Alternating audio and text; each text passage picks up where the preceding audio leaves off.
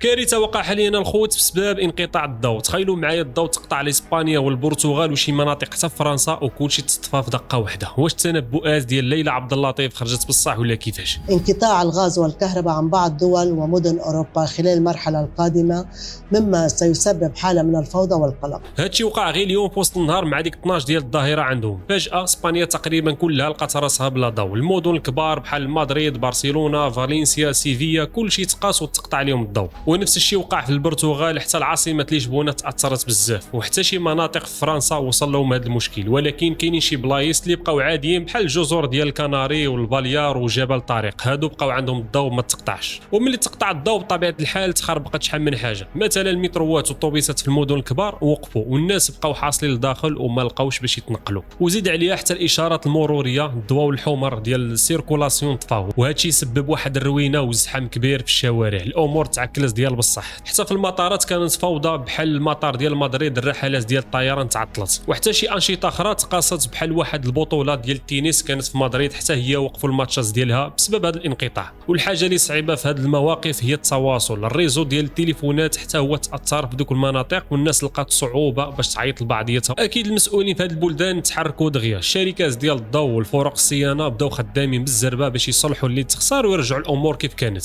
راهم كيخدموا باش يرجعوا الضوء للناس في اقرب وقت ممكن، وفي نفس الوقت راهم دايرين واحد التحقيق باش يعرفوا بالضبط شنو هو السبب اللي خلى هذا الانقطاع الكبير يوقع. وهنا في كاين السؤال اللي كلشي كيطرحوا، علاش وقع هذا الشيء كامل؟ لحد الان الجواب رسمي ما كاينش.